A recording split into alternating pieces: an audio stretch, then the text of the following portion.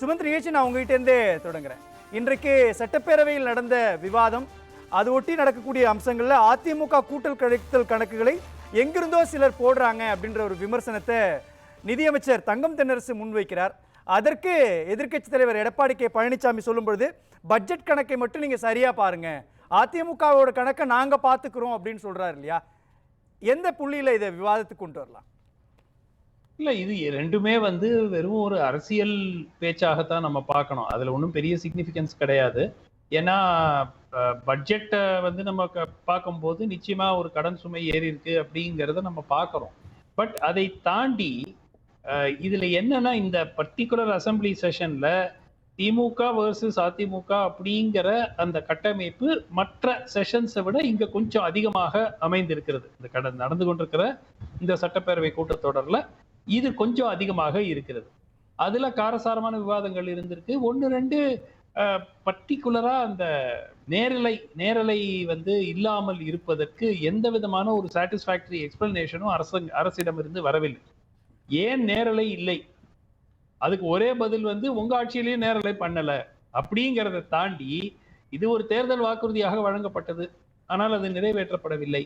So இது எதிர்கட்சி தலைவர் திரு தங்கம் தென்னரசை விமர்சிப்பதோ இல்ல இது ஜஸ்ட் அ டைவர்ஷன்.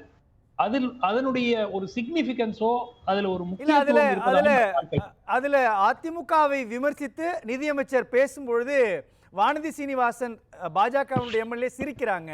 அப்போ பூனை வெளியில வந்துருச்சு, பூனைக்குட்டி வெளியில வந்துருச்சுன்ற ஒரு விமர்சனம் இருக்கு இல்லையா? திரும்பவும் இந்த விவகாரத்தை அதிமுக பாஜக கூட்டணி அப்படின்ற புள்ளியில கட்டமைக்கிறாரு. அதுக்கான அவசியம் எங்க வருது? எங்கிருந்தோ யாரோ அதிமுகவை இயக்குறாங்கன்ற விமர்சனத்தை ஏன் நிதியமைச்சர் முன்வைக்கணும்? இல்ல, நாளைக்கு அதிமுகவுக்கும் பாஜகவுக்கும் கூட்டணி வரலாம், வராமல் போகலாம். ஆனால் இன்று ஒரு வலுவான ஒரு நெருக்கமான ஒரு உறவு திமுகவுக்கும் பாஜகவுக்கும் இருக்கிறது. அது வெளிப்படையாகவே எல்லோருக்கும் தெரிந்த ஒன்று.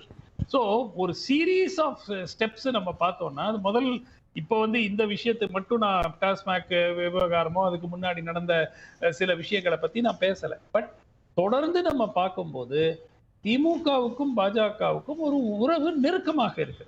அது நான் உங்களை திட்டுவேன், நீங்க என்ன திட்டிக்கங்க, பப்ளிக்கா அப்படி இருக்கலாம். அப்பதான் ரெண்டு பேருக்கும் நல்லது. திமுகவுக்கு பாஜக அவசியங்க. ஏன்னா அவங்க இன்னைக்கு அரசியல் நடத்துறதே பாஜக உள்ள வந்துருங்கிற அந்த ஒரு பாயிண்ட்ல தான் அவங்க அரசியலை நடத்திட்டு இருக்காங்க. சோ பாஜகவுக்கு அது என்ன பெனிஃபிட்? அதிமுக ஓரம் கட்டி தாங்களை ஒரு திமுகவுக்கு எதிரான ஒரு வலுவான கட்சி இன்னைக்கு தமிழ்நாட்டுல பாஜக அப்படின்னு காட்டுறதுக்கு அது உதவுது. சோ ஒருத்தருக்கு ஒருத்தர் இது பரஸ்பரமாக. பிளஸ் திமுகவை பொறுத்த வரைக்கும் சிறுபான்மையினர் வாக்குகளை கேரண்டியா கொண்டு சேர்ப்பது எப்படி? பாஜக வந்துரும் அப்படின்னு சொல்லிதான்.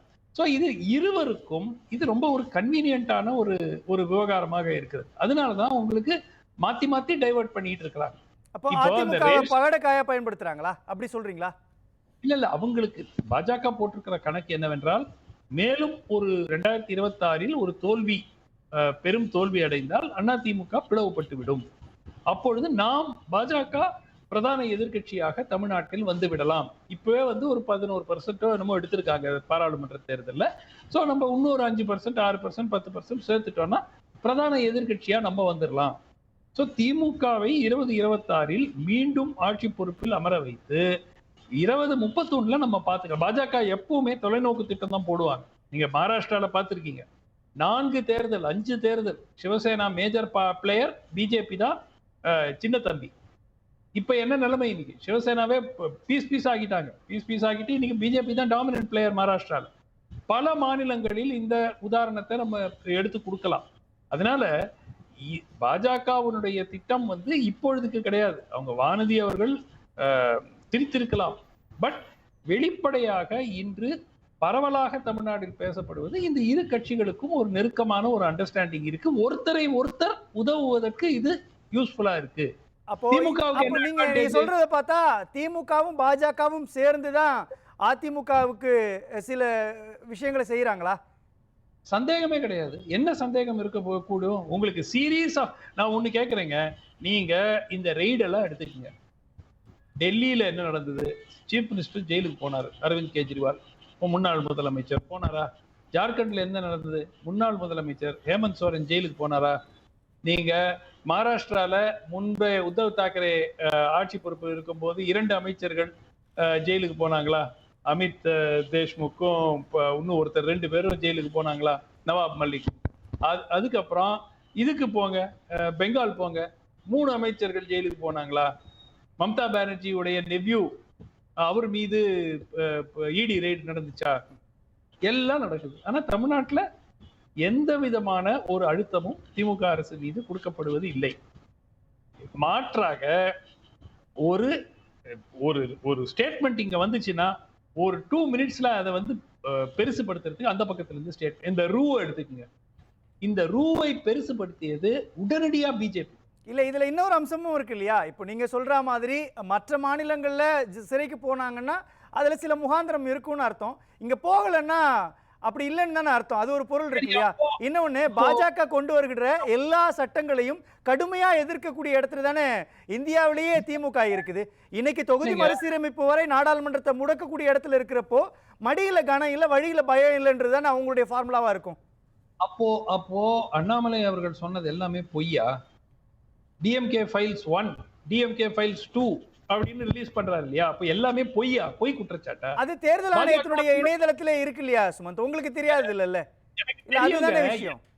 நான் என்ன கேக்குறேன்னா, ஒரு பல விஷயங்களில் வந்து உங்களுக்கு ஊழல் குற்றச்சாட்டுகள் தொடர்ந்து வைக்கப்படுகின்றன. இப்போ டாஸ்மாக்ல அந்த 1000 கோடி, பிடிஎஸ்ல 992 கோடின்னு அறப்போர் இயக்கம் குற்றச்சாட்டு வச்சிருக்காங்க. குற்றச்சாட்டுக்கள்லாம் என்ன ஒரு விஷயம்னா, திமுக ஆட்சி காலத்தில் திமுகவுக்கு எதிராக வைக்கப்படும் குற்றச்சாட்டுகளும் விசாரிக்கப்படுவதில்லை. அதிமுக ஆட்சி காலத்தில் நடந்த குற்றச்சாட்டுகளும் விசாரிக்கல. திமுக தான் கோர்ட் கேஸ் போட்டாங்க. எடப்பாடி பழனிசாமிக்கு எதிராக கேஸ் போட்டாங்க. எல்லா முன்னாள் அமைச்சர்கள், அதிமுக அமைச்சர்கள் மேல எத்தனை அமைச்சர்கள் மேல கேஸ் போட்டாங்க? ஏதாவது ஒரு இன்ச் ஒரு கேஸ் நகர்ந்திருக்கா? இல்ல இப்ப இதுல யாரை நீங்க குற்றம் சொல்லுவீங்க? அதாவதுங்க, அதாவது திமுக மற்றும் பாஜகவை பொறுத்த வரைக்கும் அவங்க ஒரு நெருக்கமான உறவில் இருக்கிறார்கள். அதுல எந்த விதமான ஒரு மாற்று கருத்து யாருக்கும் இருக்க முடியாது. அந்த விமர்சனத்தை தானே முதலமைச்சர் உட்பட வைக்கிறார். இல்ல முதலமைச்சர் என்ன விமர்சனம் வைக்கிறாரு? அதிமுகவும் பாஜகவும் நெருக்கமா இருக்குதா? அதிமுகவுடைய உட்கட்சி கணக்க வெளியில இருந்து ஒருத்தவங்க தீர்மானிக்கிறாங்கன்னா அவர் மறைமுகமாக பாஜகவை தானே சொல்றாரு. ஒரே ஒரு நிமிஷம். இப்போ இந்த கேஸ் எல்லாம் ஸ்டேட் கவர்மெண்ட் போட்ட கேஸுங்க. திமுக போட்ட, எதிர்கட்சியா இருக்கும்போது சில கேசஸ் திமுக போட்ட கேஸ், அதுக்கப்புறம் ஸ்டேட் கவர்மெண்ட் போட்ட கேஸ். இப்போ இந்த கேசஸ் வந்து கேசி வீரமணி மேல கேஸ் இருக்கு, திரு விஜயபாஸ்கர் மேல கேஸ் இருக்கு, எடப்பாடி பழனிசாமி மேல கேஸ் இருக்கு, எம்ஆர் விஜயபாஸ்கர், எவ்வளவு கேசஸ் போட்டாங்க. அதில் அடுத்த கட்ட நடவடிக்கைக்கு எத்தனை கேசஸ்? நீங்க வந்து நீதிமன்றத்தில் இருக்கிறது அதற்கும் எங்களுக்கும் தொடர்பு இல்லைன்னு சொல்ல முடியாது. ஏன்னா ப்ராசிக்யூட்டிங் ஏஜென்சி நீங்க தான். இப்போ 2G கேஸ் 1 இன்ச் நகர்லயே 5 வருஷத்துல, அதற்கு நீங்க வெறும் நீதிமன்றம் தான் காரணம்னு சொல்ல முடியாது. ப்ராசிக்யூட்டிங் ஏஜென்சி தேர்தலுக்கு முன்னாடி என்ன பண்ணிச்சு பாஜக? டெய்லி பாஜக இல்ல, பாஜக கண்ட்ரோலாக இருக்கக்கூடிய சிபிஐ என்ன சொல்றாங்க? டெய்லி ஹியரிங் வேணும். எப்போ சொல்றாங்க? 21 தேர்தலுக்கு முன்னாடி. இன்னைக்கு எப்போ இருக்கோம்? 25ல இருக்கிறோம். Daily hearing. தேர்தல் முடிஞ்ச பிறகு கம்ப்ளீட்டா விட்டுறாங்க. அது 4 வருஷம் ஆயிடுச்சு, அப்படியே உட்கார்ந்து இருக்கு கேஸ். சோ இதெல்லாம் பார்க்கும்போது ஒரு ஒரு குழந்தைக்கு கூட என்ன நடக்கிறது என்பது தெரியும். அப்போ ஒரு முக்கோண அரசியல் நடக்குதா? இல்ல அப்போ ஒரு முக்கோண அரசியல் நடக்குதா? பாஜக, திமுக, அதிமுக 3 பேருமே ஒரு அண்டர்ஸ்டாண்டிங்ல இருக்காங்கன்ற புள்ளியை கட்டமைக்கிறாரா சுமந்த்? நிச்சயமாக அண்டர்ஸ்டாண்டிங்ல இருக்கிறாங்க. ஆனால் இன்றைய சூழலில் பாஜக தலைமை எடுத்திருக்கிற முடிவு அதிமுகவை முதலில் பிளவுபடுத்தி விட்டு அதில் இருக்கக்கூடிய வாக்கு வங்கியை பெற்றுவிட்டு திமுகவை பின்னாடி பார்த்து கொள்ளலாம் என்ற நிலைப்பாட்டுக்கு பாஜக வந்துவிட்டது. 26ல் அவர்களுடைய நோக்கம் திமுகவை மீண்டும் ஆட்சி பொறுப்பில் அமர வைப்பதுதான் பாஜக, தமிழ்நாடு பாஜகவினுடைய ஹைகமாண்ட் பாஜகவினுடைய நோக்கம். பேசலாம்.